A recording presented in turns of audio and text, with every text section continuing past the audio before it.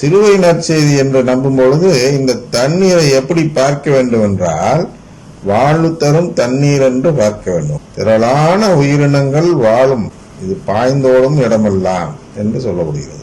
அங்கு ஏராளமான மீன்கள் இருக்கும். ஏனெனில் இத்தண்ணீர் பாய்ந்து அங்குள்ள நீரை நல்ல நீராய் மாற்றும். எனவே அது பாயும் இடமெல்லாம் யாவும் உயிர் வாழும். இந்த தன்மையா ஆசீர்வாதம் தருகிறது. ஆசீர்வாதம் எல்லாத்தையும் உயிர் வாழ வைக்குமா? வைக்காது. அந்த உண்மை ஆசீர் வைக்கும். உண்மை ஆசீர் என்பது என்ன? கடவுளின் குடும்பத்தில் சேரும் அந்த உறவை பெறும் உரிமைதான் உண்மையான ஆசீர்வாதம். அவர் எங்க அந்த ஆசீர்வாதத்தை சொல்றார்? ஆசீர்வாதமா இருப்பீங்கன்னு சொல்லி வச்சாரு. பழமையை சொல்கிறார். பல வகையான பல மரங்கள் ஆற்றின் இரு மரங்கிலும் வளரும், அவற்றின் இலைகள் உதிரா. வரும்போது தஞ்சை ஆயர் அவர்கள் கிறிஸ்துமஸ்க்கு ஒரு செய்தி கொடுக்கும் பொழுது என்ன செய்தி கொடுத்தார்கள் என்றால், கிறிஸ்துமஸ் ட்ரீ குறித்த செய்தி கொடுத்தார்கள். ஏன் கிறிஸ்துமஸ் ட்ரீயை நாம் கொண்டாடுகிறோம் என்று கேட்டுவிட்டு செய்தி கொடுத்தார்கள். மற்ற எல்லா மரங்களும் அந்த கிறிஸ்துமஸ் இருக்கக்கூடிய அந்த நேரத்தில் இலை உதிர் காலத்துக்கு சென்று பட்டு போன நிலை போன்ற ஒரு நிலையை அடையும். ஆனால் இந்த கிறிஸ்துமஸ் ட்ரீ மட்டும் எந்த ஒரு காலமாக இருந்தாலும், அது வசந்த காலமாக இருந்தாலும் சரி, கோடை காலமாக இருந்தாலும் சரி, எந்த ஒரு காலமாக இருந்தாலும், இலை உதிர் காலமாக இருந்தாலும், அது தன் இலைகளை உதிராமல் எப்பொழுதும் பசுமையாகவே இருக்கும். என்பதால் தான் நாம் எப்பொழுதும் பசுமையாக இறந்து போகாமல் நிலையாக வாழலாம் என்பதற்கு அதை அடையாளமாக அந்த கிறிஸ்துமஸ் ட்ரீ இருப்பதால் அதை நாம் கிறிஸ்துமஸ் அன்று ஜோடித்து கொண்டாடுகிறோம் என்று ஆயர் அவர்கள் ஒரு செய்தி கொடுத்தார்கள். அதுதான் இங்கே சொல்லப்படுகிறது. அவற்றின் இலைகள் உதிரா. அதுதான் நாம், அதாவது நற்கருணையை நம்புகிறவர்கள், நற்கருணையின் தண்ணீரில் வளரக்கூடிய மரங்களாக இருக்கக்கூடியவர்கள், நற்கருணை என்ற தண்ணீரை குடித்து வளரும் மரம் ஆக இருக்கக்கூடியவர்கள் தான் நாம். நம்முடைய இலைகள் உதிரா. எப்பொழுதும் நாம் உயிர் வாழ்ந்து கொண்டே இருக்கலாம். எப்பொழுது? நற்கருணையை நம்பி வாழும் பொழுது. அவற்றில் கனிகள் குறையா. கனி கொடுத்துக்கிட்டே இருப்போம். காய்க்கும் காலம் என்றும் காய்க்காத காலம் என்றும் கிடையாது. நமக்கு எக்காலமும் காய்ச்சி கொண்டே இருக்க வேண்டும். நல்ல காய்ப்பு திறன் நம் இடத்தில் இருக்க வேண்டும். ஒரு கேட்டாராம், தற்பெருமைக்குள்ள ஒரு இதுக்கு சொல்கிறேன். ஒருவர் கேட்டு இருக்கிறார். என்ன கேட்டிருக்கிறார்? ஏன் இவர் இவ்வளவு வேலையிலையும், ஊர்ல இல்லைங்கிற இவ்வளவு வேலையிலையும் எப்படி இவர் இந்த செய்தி கொடுக்கிறார்? அதான் இந்த இடத்தில் நாம் எவ்வளவுதான் அலைந்து திரிந்து வேலையில் ஈடுபட்டாலும் காலையில் அந்த திருப்பலிக்கு நேரத்தை ஒதுக்கி இது போன்று கனி தரக்கூடிய செயல்களை நாம் செய்ய வேண்டும். அது குறையக்கூடாது. அதான் சொல்றார், அவற்றில் கனிகள் குறையா.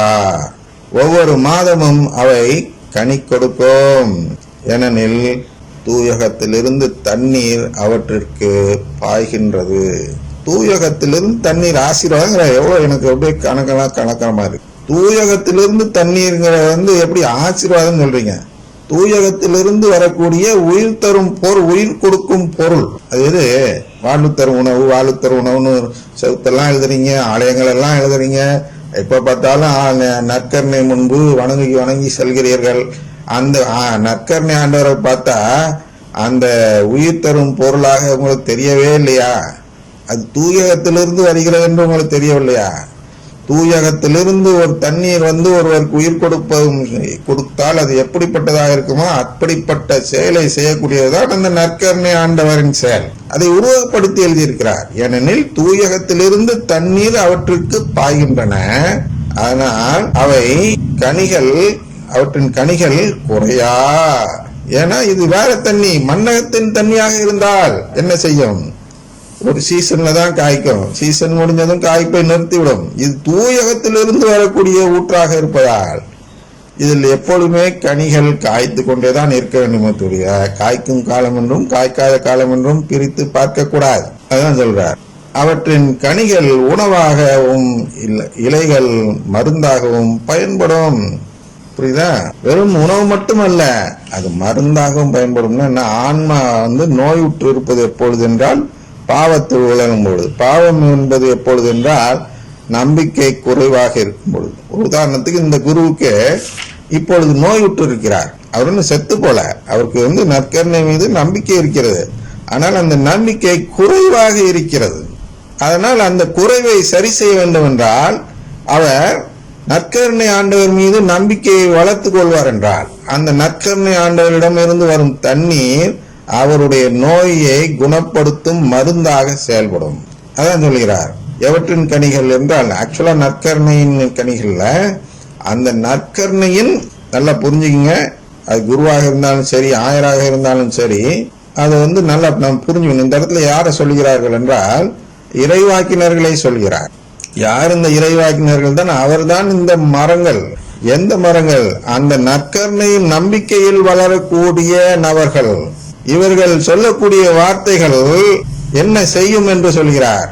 அவற்றின் கனிகள் உணவாகவும் இலைகள் மருந்தாகவும் பயன்படும். இந்த வார்த்தைகளை நீங்கள் நம்பும் பொழுது, எந்த வார்த்தைகளை? நற்கருணை குறித்த வார்த்தைகளை ஒருவர் நம்பும் பொழுது அவருக்கு அது ஆன்ம உணவாக மாறுகிறது. மற்றவருக்கு இது போன்ற நம்பிக்கையற்று நம்பிக்கை குறைவாக உள்ளவர்களுக்கு அவர்களை நிறைவான ஒரு ஆரோக்கிய நிலையை அடைய வைக்கக்கூடிய, ஆன்மாவின் ஆரோக்கிய நிலையை அடைய வைக்கக்கூடிய ஒரு மருந்தாகவும் இந்த வார்த்தைகள் பயன்படுகின்றன. இந்த கனிகள்னா அந்த வார்த்தைகள், அவரிடம் இருந்து வரக்கூடிய வார்த்தைகள். எனவே அந்த கனிகளை புசித்து நாம் நம்முடைய நோய்களை போக்கிக் கொள்ள உதவ வேண்டும் என்பதற்காக தான் இதெல்லாம் சொல்கிறோம். குறை கூற அல்ல. நோயுற்று இருப்பவர்கள் யார் என்றால் இந்த போன்ற அந்த நற்கருணை மீது நம்பிக்கை இல்லாமல், குறைவான நம்பிக்கையுடையவர்களாக, அறவே இல்லாமல் போனாதான் திருச்சி விட்டு வெளியேறுவாங்களே, ஏதோ அறகுறையை வைத்துக் கொண்டிருக்கிறார்கள். அவர்கள் நோயாளிகள். அருங்குடை இயக்கத்தினர்கள் நோயாளிகளில் வருவார்களா என்பது எனக்கு தெரியவில்லை. எனக்கு தெரிஞ்சு அவங்க எல்லாம் நோயை உண்டு பண்ணுகிறவர்களாக இருக்கிறார்கள். அவர்களுடைய கனியை நாம் புசித்தால் நாம் நோயுற்றவராகிவிடுவோம் என்பதுதான் உண்மை. இன்னும் சொல்ல போனா, ரொம்ப தெளிவா பார்க்க போனா, அது விஷக்கனியாகவே இருக்கிறது. அப்படின்னா என்ன? அதை புசித்தால் நமக்கு உயிரே போயிடும்.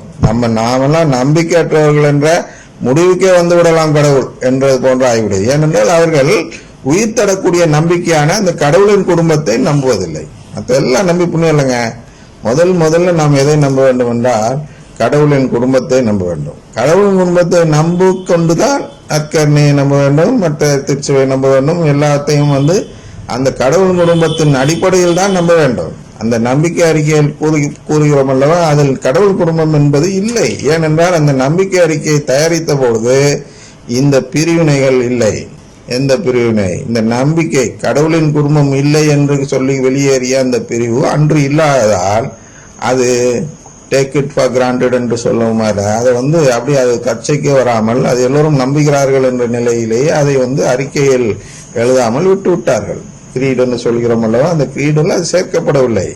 ஆனால் ஏன் சேர்க்கப்படவில்லை? ஏனென்றால் அது ஆதியில் இருந்து வந்த நம்பிக்கை. யாரும் அதை அறிக்கையிடணும்னு தேவைப்படாத நிலையில் இருந்தது.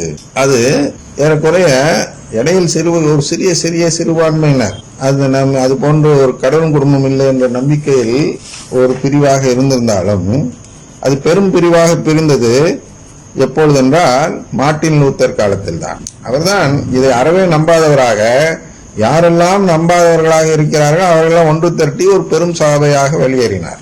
அது முதல் தான் அந்த நம்பிக்கையும் வளர்ச்சி பெற்று பெரிதாக வருகிறது. கடவுள் குடும்பம் இல்லை என்ற நம்பிக்கை, அந்த நம்பிக்கை இங்கே கொண்டு வருகிறார்கள். அப்ப மார்ட்டின் லூத்தர் உருவாக்கியது என்பது இந்த உணவு தரும் கனி அல்ல, உணவாக இருக்கும் கனி அல்ல. அவர் உருவாக்கியது விஷமாக இருக்கக்கூடிய கனி. அந்த விஷக்கனியாக, அதன் விதையாக இங்கே வளர்ந்து கொண்டிருப்பதுதான், விதையிலிருந்து வளர்ந்து கொண்டிருக்கும் மரம் தான் இந்த அருங்குடை இயக்கம் என்ற மரம். எனவே அதிலிருந்து நாம் பறித்து உண்ணும் கனிகள், அவர்களுடைய கனிகள்னா என்னன்னு சொன்ன வார்த்தைகள், அவர்களுடைய போதனையை நாம் கேட்க செல்லும் போது நாம் ஆன்மாவுக்கு விஷத்தை ஊட்டுகிறோம். அந்த விஷத்தை அந்த விஷத்தால் ஊட்டப்பட்டு அந்த ஆன்மா இறந்தும் போயிருக்கலாம், அல்லது நோய்வாய்ப்பட்டும் போயிருக்கலாம். ஒருவேளை அது நோய்வாய்ப்பட்டு இருந்தால் நம்முடைய வார்த்தைகளை கேட்டு மனம் மாறி அவர்கள் மீண்டும் நற்கருணை நம்பிக்கைக்கு திரும்புவார்கள். அவ்வாறு அவர்கள் நோயுற்றாமல் இறந்தே போயிருந்தால், அதாவது முழுமையாக அந்த நம்பிக்கைக்கு மாறியவர்களாக இருந்து விட்டால், அவர்களுக்கு என்னதான் நம் வார்த்தைகள் விளக்கினாலும் அவர்களுக்கு காதில் விழாது. உதாரணத்திற்கு அன்று ஒரு நாள் மோட்சம் என்பது உருவகம் என்று சொன்னேன். அதை ஏற்றுக்கொள்வதற்கு ஒரு சிலர் தயங்குகிறார்கள். மோட்சம் இல்லை, மோட்சம் என்பது உருவகம் இல்லை, உண்மையிலேயே மோட்சம் இருக்கிறது என்று சொல்கிறார்கள். இவர்கள் யார் என்றால் அந்த விஷ வார்த்தையில் வளர்ந்தவர்கள். ஏனென்றால் மோட்சம் என்று ஒரு இடத்தை தேடுகிறோம் என்பது கத்தோலிக்க திருச்சபையின் கோட்பாடுகள் அல்ல. நாம் உறவை தான் தேடுகிறோம், கடவுளின் உறவை தேடுகிறோம். மோட்சம் என்பது ஒரு நிலை, அது ஒரு இடம் அல்ல என்று போதிப்பதுதான் கத்தோலிக்க திருச்சபையின் கோட்பாடுகள். இடம் அல்ல, இடமாக உருவகப்படுத்தினார்கள். அகஸ்தினார் போன்ற அன்றைய காலத்து புனிதர்கள் உருவகப்படுத்தி என்ன செய்தார்கள்? இந்த பார் மோட்சம், இந்த பார் நரகம், இந்த பார் பேய், இந்த பார் சம்னஸ் நம்மளை நல்லதுக்கு அழைச்சிட்டு போவோம், பேய் நம்மளை கெட்டதுக்கு அழைச்சிட்டு போவோம். இதெல்லாம் படிப்பறிவில்லாத மக்களை புரிய வைப்பதற்காக அவர்கள் உருவகப்படுத்தி ஒரு கதை வடிவில் அதை சொன்னார்கள். அதனால் அந்த கதையே உண்மையாகிவிடாது. அந்த மோட்சம் என்பது அந்த உறவை தான், உறவு பெற்ற நிலை தான் மோட்சம், இடம் அல்ல. ஆனால் இது இடம் என்று ஒருவர் நம்பும் பொழுது என்ன நடக்கிறது என்றால், அவர் கடவுளின் குடும்பத்தின் மீது நம்பிக்கை இல்லாம அந்த நபராக, இறந்து போன நபராக மாறிவிடுகிறார். அந்த விஷக்கனியை புசித்து அவர் நம்பிக்கையவே மாறிவிட்டது. சிறிதும் கத்தோலிக்க நம்பிக்கை இல்லாதவர் என்ற நிலையில் இருக்கிறார். இது போன்றவர்கள் எல்லாம் குருக்களாக படிப்பதற்கு தேர்ந்தெடுக்கிறார்கள். ஏனென்றால் நமக்கு அந்த தேர்வு செய்யும் பழக்கம் அல்ல. தேர்வு செய்யும் பழக்கம் அல்ல என்றால் என்ன? ஒரு கத்தோலிக்கர் என்று பாப்டிசம் சர்டிபிகேட் காட்டிவிட்டாலே அவரை உடனடியாக இதில் சேர்த்துக் கொள்கிறார்கள். இதுல குருத்துவ மடத்தில், குருத்துவ கல்லூரியில், இளங்குருத்துவ கல்லூரி நான் வைத்துக் கொள்ளும். ஆனால் அங்கே சேர்த்துக் கொள்கிறார்கள். அங்கே சேர்க்கும் பொழுது நீ உண்மையிலே கத்தோலிக்க நம்பிக்கையுடனா இருக்கிறியா, உங்ககிட்ட இதுல நம்பிக்கை இருக்கா, அதுல நம்பிக்கை இருக்கா, அதுல நம்பிக்கை இருக்கான்னு கேட்டுட்டு அதுக்கப்புறம் சேர்க்கறது இல்லை. ஏனென்றால் அவர்களுக்கு நம்பிக்கை என்ன? நம்பிக்கை மறைக்கல்வி வகுப்புகள் வார வாரம் திருப்பலின்னு கோயில நடக்குது, திருச்சபையில. அதுல போயிருப்பாங்க சின்ன பிள்ளையில. அதனால மறைக்கல்வி புரிந்திருப்பார்கள். அதனால் இவர்களிடம் அந்த கேள்வி எல்லாம் முட்டாள்தனமாக கேட்க வேண்டியதில்லை, இவர்களெல்லாம் கத்தோலிக்கர் தான் என்ற ஒரு முடிவுக்கு வந்து விடுகிறார்கள்.